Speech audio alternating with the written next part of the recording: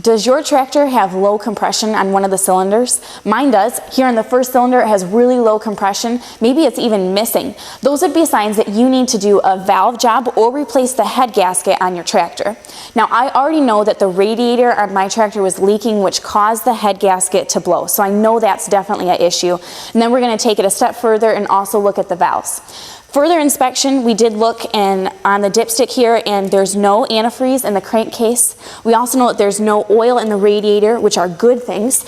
So we know that the bottom of the engine is okay, and we're going to try to fix the problem just here at the top of the engine by doing a valve job and replacing the head gasket. I'll walk you through that process step by step.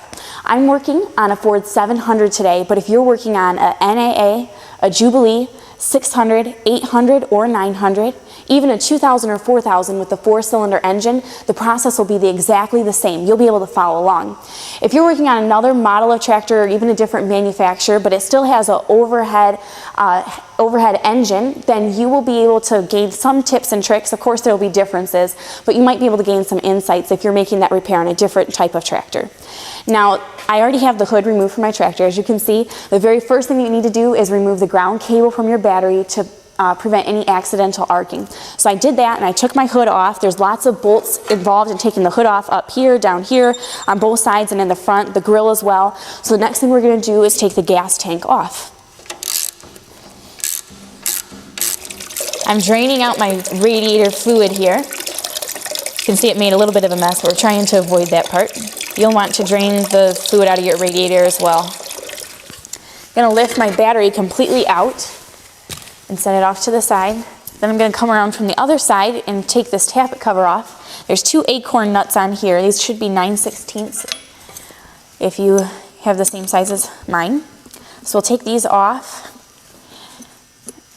There's 2 of them.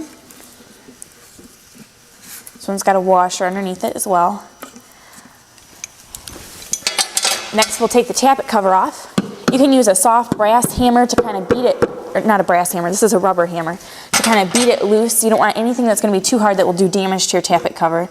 And then your tappet cover will pull right off like that. Here's our valve train assembly. The next thing we want to do is take the rockers off. So I'm going to move these 4 bolts off. And then we'll be able to pull those rockers right out.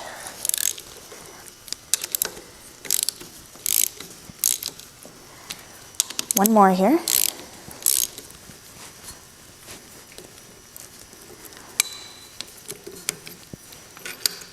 Okay, that one's completely out. Oops, this one's got to go a little bit more loose.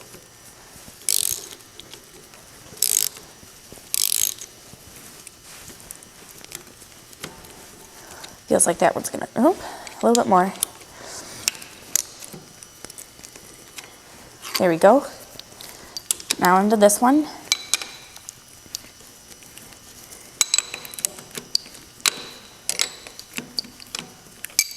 There we go. Oops. And then just this last one. Now you can see the oil line comes here to there, and there's like a C-clip that you'll see here that we have to carefully remove with that. And the oil line will come right out.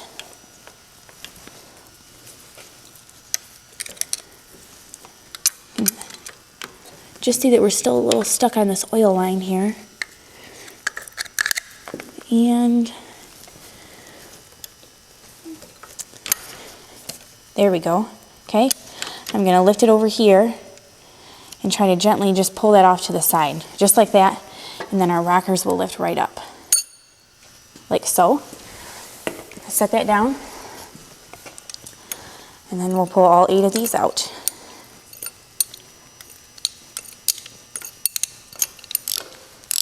I'm taking my last bolt off of the manifold here, and then we'll pull the manifold off. Notice that the carburetor is still attached, and I lost my bolt. I don't want to. There it goes. Okay. Notice the carburetor is still attached. We'll leave that all as an assembly when we take it off the tractor here. I'm just going to use a rubber hammer to try to get this loose so that it will come off easily for us. And then the manifold will pull off, as well as the gasket behind there. There it comes. Now I did already take off a small bracket that is right here with the throttle. This is where the bracket is. I took that off earlier, and you'll need to take yours off as well because it will hang up the manifold and make it hard for it to come off if you leave that bracket on there. So take that bracket off before you take your manifold and carburetor off. Now let's move up here to the valve train. And there's some rotator caps on the top of your exhaust valves. So we'll want to just peel those off. They should just, there we go, lift right out on all of your exhaust valves. You can see that mine is missing one of the caps. And then, not this one, but the next one is missing one. Might need a screwdriver to help get that one out. This one just came off. And grab a screwdriver here.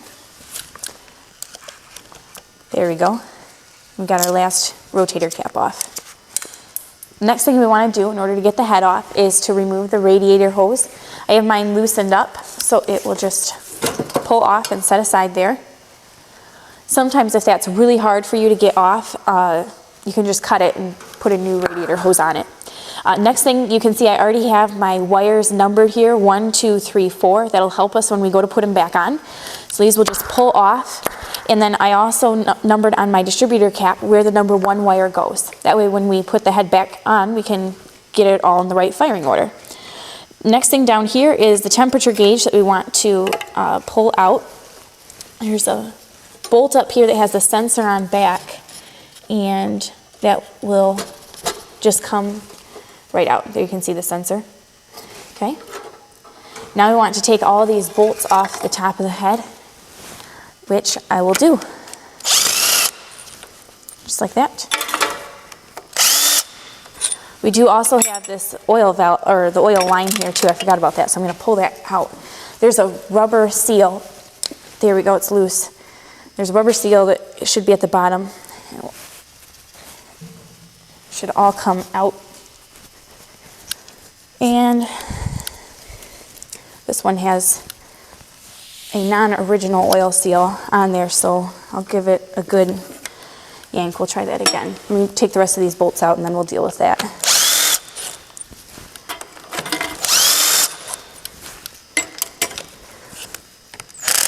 Oops. Okay, let me go over to the other side.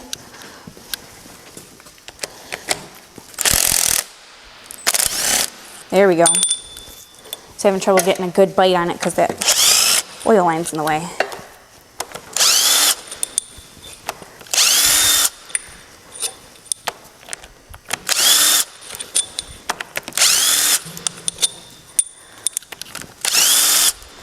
Last one right here.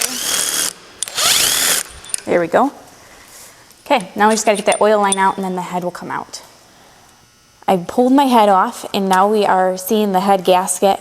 Over here on this side is where the antifreeze was leaking out on my tractor, and sure enough when we pull the gasket off we can see a little bit of damage just in here. It's very minor, hard to see, but there is some damage there, so definitely the head gasket was bad and we'll get that replaced. At this point, some people may elect to take their head to a machine shop and have it professionally redone. You are certainly welcome to do that if you decide that the task of doing the valves is more than you want to get into.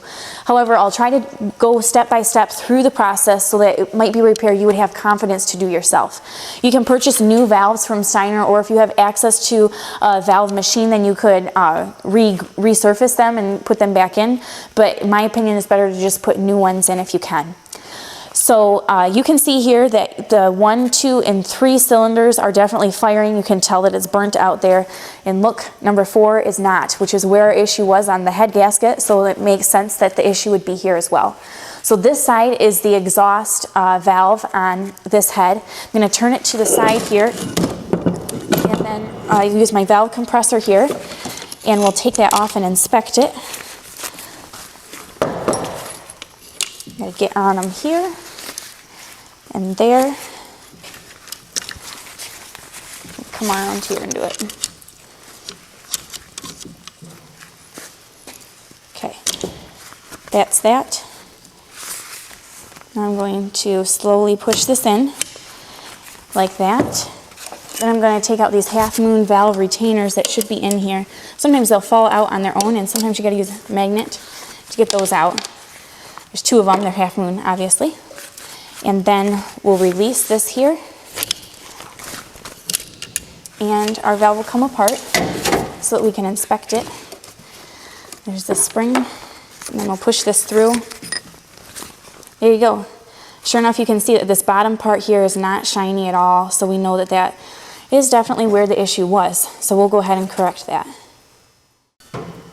I was able to remove the rest of my valves and springs, took those off all of both my intake and my exhaust for all 4 cylinders. You can also see that I've used abrasive to clean up this surface.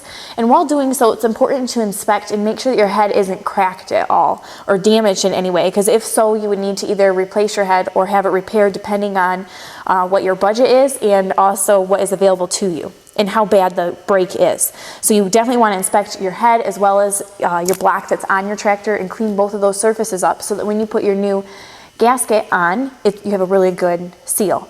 So I've done that, and now we're ready to put our new valves in, but first we want to inspect our seats. Now this surface here can become corroded or grooved or anything like that, so we want to shine it up, touch it up so that it seats very well to our new valves. Now if you have access to tools like these, then you would want to use them. I'm going to use a mechanical or a machine tool here where you put this guide in. I'm just going to tap it in there gently and go straight in, and then this grinding end is available in many different sizes. So I have the right size selected for my task here. And then I'm going to use the end here to shine that up. Now when you do this, you want to just do short spritz at a time. You don't want to grind for forever and do damage. You can overdo it, absolutely. So let's see how that did. It did good. I might go a little bit more, but you just want to inspect it and go lightly. You don't never want to overdo it because you don't want to do damage to this head. And just go along there and slowly inspect and make sure that all of your seats are going to seat well to your new valves. Now if you don't have a machine like that one that I just used, there are like a hand operated machine sets, or not machine sets, but hand operated sets like this one, where here's your guides and then you would operate this with this handle, and you could do the same type of repair with a set like this. Obviously it takes longer, but this is less expensive to purchase if you decide that you're going to invest in a tool like this so that you can do your own valves. Or if you don't want to do that, you can still take it to a machine shop. So there's definitely some options for you there, and you can select whatever is going to work best for you. So go ahead and do that to all of your seats, inspect them thoroughly, and make sure that they're ready for the new valves. We're ready to put the new valves into our head here. First I want to talk to you about the guides. Your kit will come with new guides, and you can certainly elect to put your guides in if you want to. On this video I'm not going to walk you through that step because our guides are really tight. You can see when we put the new valves in, it takes out any kind of sloppiness. So I'm going to put these in backwards, but so that you can see. See when I put it in there, there is no wiggle at all because the valve here, this is not worn at all since it's a new valve, so there's no play there, and the new valve takes out any type of damage that would have probably been in there. In a rare case you might need to replace those guides, but my opinion is that you probably don't need to. Just doing the valves will be enough for you. So next we're going to talk about how the valves are different for intake and exhaust. Hope you can see on the ends here how this one is for the exhaust, this one's for the intake. And you can see that they're different on the end, as well as when you put them into your head here, the retainer on the exhaust end is just one piece. The retainer on the intake end has 2 pieces. You can see here's the 2 pieces, okay? Those are reused. You did not get new ones of those, okay? Also on an exhaust one, the keys here on the end are different. This is just like a half moon style key that you can see there. And on the intake, they're a longer wedge, which is directional. So if it comes through the head this way, then the wedge would go with the more narrow end in that way, okay? There's a groove that it will rest into. So that's with the keys. Also on the intake, there's a seal that you'll need to put on as well. The seals come with the gasket set, the head gasket set. It does not come with your valves. So with that, we're going to put our exhaust valve in here. This is it. So I'm going to put it through, and no seal because it's exhaust. There's my spring and then my retainer. I'm going to put it straight on there, and there I'm in the middle. Clamp down like that. Now I'm going to use some red grease. I guess it doesn't have to be red grease. I'm using red grease. And put my half moon in there. The grease just helps hold it there. It's a little bit sticky so that when we put this together, they aren't going to fall off and give us any trouble. So with the grease on there, and I'm just going to adjust them. Okay, and now we're ready to tighten them up, just like that. Now when you do so, be sure you have safety glasses on, and then just tap that, make sure that it's tight on there and that it doesn't snap off. Now I'll do an intake one with you. So we're going to put the intake valve through. For some reason, there we go. Okay. Remember, there's a seal on your intakes. It does fit snugly over there, so we're going to put it all the way on. And then again, we have a 2-part retainer. Oops. So make sure you have both parts of your retainer on there. And I need a seal, or a spring, sorry. Like that. And then I'll hold it. We'll get the, oops, just a minute. You're not on. There you go. Okay. Now it's tight in there. Again, we got a different style key for our intake. So I put my grease on there so it will hold. You can see the direction I've got it in. And again, I'm setting that groove that's in my key into the groove that's in my valve. Okay. And then I got my grease on there. We'll slide it on there. Just going to pinch it together there so it holds. Then release. And it looks tight. Again, with caution here. Just give it a little bit of a tap. And you can see that it's tight on there. I'll go ahead and do my next two, and then we'll be on to the next step. Now we're ready to put the head gasket on. You can see that I have my metal gasket already on the block here, and it's ready to go. I did spray copper coat on both sides, and I'd recommend the same for you to do as well if you're using a metal gasket. Now there's also a head gasket like this one that's a fiber type, which you can use as well. If you use a fiber type gasket, it probably already has chemical on it, so it's not entirely necessary to use copper coat, but that can be up to your preference. Now they are directional, and on this one you can see the fold is up on the metal gasket that's on my tractor. That's facing up. The smooth side is towards the block. On this one you can see there's a little bit more metal on this side, so that would be the side that I'd put towards the block. You always want to have more metal on the block as possible. Also, there's part numbers. Those normally go to the top.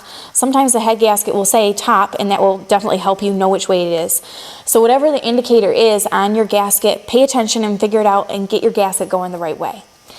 Now you'll see that I do have some homemade guide bolts in here. I just screwed these in, and that will help us to get the head on straight so that when we set the head down, it doesn't move at all and damage the gasket and the seal that's going to be there at all. So we have these in here, and then we put slits in the top so that when the head is on, you can just unscrew it and take these temporary guide bolts completely out. So with that, we're going to go ahead and put our head on the tractor. My head is on, so now we're ready to put our head bolts in. I already have the head bolts set in. Of course, I took those locator bolts out as well. So you need to torque them to a proper specification. First, I'm going to torque mine to 30, and then once I have them all at 30, then I'll go up to the specification of a 70-pound torque. Now, that's the same for this engine, but if you're working on a completely different tractor, then you might want to reference your manual and make sure that you know what your bolts should be torqued to. Like I said, I'm at 30 to start with here, and stop them. And also, they have to be done in a certain sequence. I have the manual here to the side so I can follow it and get the bolts tightened in the right order. You can see how it's, you might pick a different order, but it's important to do the correct order. This is bolt number 6. Up here is 7. This is 8. 9's over here. Here's 10.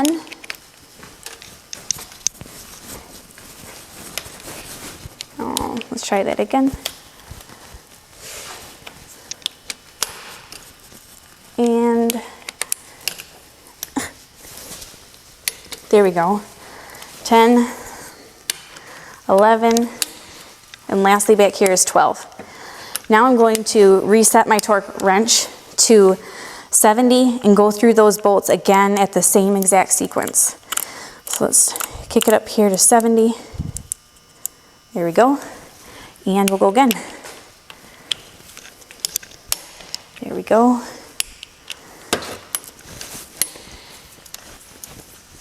Again, paying attention to that sequence that you'll find in your manual.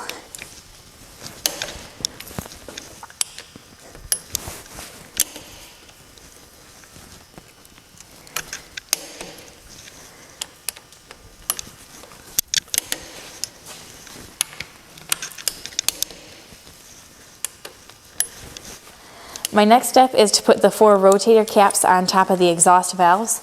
Got first 1, 2, 3, 4 exhaust valves. Oops, just dropped that one. There we go, they just rest on there. The next thing we want to do is put the push rods in. They drop all the way down. And there's 8 of them. Just like so. Remember not to put one in the oil hole where the oil line goes. Okay, so we got all 8 of our push rods in. Now we're going to put the rocker assembly on there, and the next thing we'll do is set the valves.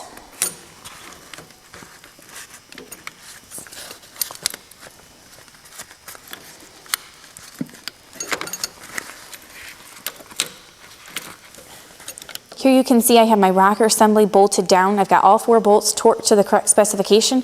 I also have my oil line in. Remember there's that C-clip down here to hold the oil line, and there's a seal on the other end of the oil line.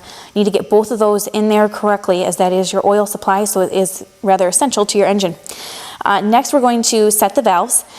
So you want to set the valves when they're in the power stroke position. You can see that I have my battery hooked up and also my tractor's in neutral. So with that, I'm going to press the starter button.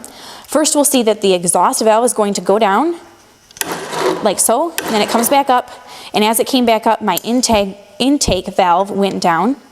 And then as soon as it comes back up, we will be in the power stroke. So now that I'm in the power stroke, I'm at top dead center, I know that I can set this valve, or both of these valves for this cylinder properly. Now the specifications for this engine are 15 thousandths. You can see that mine's super tight. I can't even get my gauge in there. So I'm going to loosen it up a little bit. Let me put my wrench on there. While you're working and your battery cable's hooked up, make sure you keep all your tools away from the cable so you don't have any accidental arcing. And still tight for my gauge. I'll loosen that up again. Okay, that was too much, so I'll tighten it up just a little, maybe half a turn of what I did before. And that's perfect, that's 15 thousandths. So with that, I'm gonna hold my screwdriver in there so that doesn't move, and then tighten it up with the bolt. Now that it's tight, I'm just gonna test it one more time, and that's perfect, that's at 15 thousandths. So now I'm going to go on and do the next valve. I'm gonna go all the way down the engine. As you move down the engine, make sure that you're at the power stroke on each cylinder when you set your valves. I'm gonna put my last spark plug in the tractor here. We're replacing this with 4 new spark plugs because our old ones needed to be replaced anyways. It's a good time to do so. So we have our new spark plugs. Now we're going to hook up our wires. Here's one where I marked it on the distributor cap. So it goes on to spark plug number 1, which is always the one closest to the radiator. Then the next wire on the radiator, if we're going clockwise, is number 2. The firing order on a Ford like this is 1, 2, 4, 3. So we're going to bypass cylinder number 3 and take this wire down to here on cylinder number 4. And then this is the third. We're going to put it on cylinder number 3, and it's the last wire in our sequence. So it's 1, 2, 4, 3, hooks up to 1, 2, 3, 4. Get that order correct. Lots of people mix that up, so you don't want to do that on your tractor. So now our wires are hooked up. You can see my tappet cover has been cleaned up, and I have a new gasket set in here. It may, when you put it on, want to bow towards the middle ever so slightly. You want to make sure, use some gasket material of your choice and put it around here so that the gasket will set towards the edge and not move when you set it down. So now we're going to set it on the tractor here, just like that. There's new seals for up here on top of the cover that go with your acorn nut. I have the seals on my nut already, and these seals came with your gasket kit. So you want to put those on. The ones that we took off this tractor were pretty bad, probably the original ones, so it's definitely time to replace them. Again, this is 9/16. Make sure you put your water temperature line back in. If your gauge or your line, anything here needs to be replaced, now's the time to do so. You can purchase replacement parts for that. We're ready to put our manifold on. You can see that I already have my gasket here. Again, we don't need gasket material necessarily because it already has it, this being a fiber gasket. The smooth side goes towards the block and the dimple side goes out towards the manifold. Be careful when you handle them, not to get them dirty or anything. You just want to make sure that they're clean to get a good seal. So with that, I'm going to lift my manifold up here and line it up just like that and put our bolts in.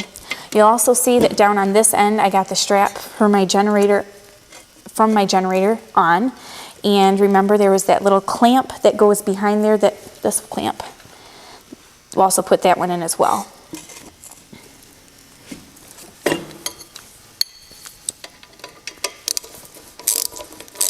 Now we know that our radiator was bad. That's what caused the head gasket to blow. So if we don't replace the radiator and we don't repair it, then when we use the tractor, the head gasket's just gonna blow again. So you want to put some attention towards your radiator. Some people like to repair their radiator. So if you're knowledgeable in that area or there's a radiator repair shop near you, you could certainly do that. Or you can just purchase a replacement radiator. Steiner sells the radiator here, you'll see it, which is very close to how the original radiator was. This is not original.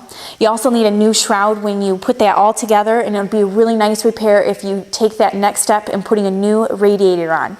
We're gonna go ahead and do that, then we'll put the hood back on and we'll start the tractor up and see how it runs. Now let's start up the tractor and see how it sounds.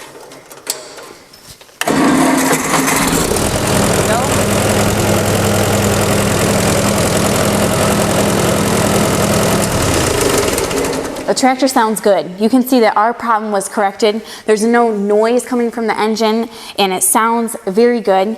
There's no leaking here where we put the new head gasket in. I'd say this was a good and successful repair. Now, one other thing that you may want to do is to change the oil. This is a good time to do so, and we're going to do that on our own tractor too, so that our repair is absolutely complete. I hope that this tutorial was helpful to you and that it gives you the confidence to replace the head gasket and replace the valves on your own tractor.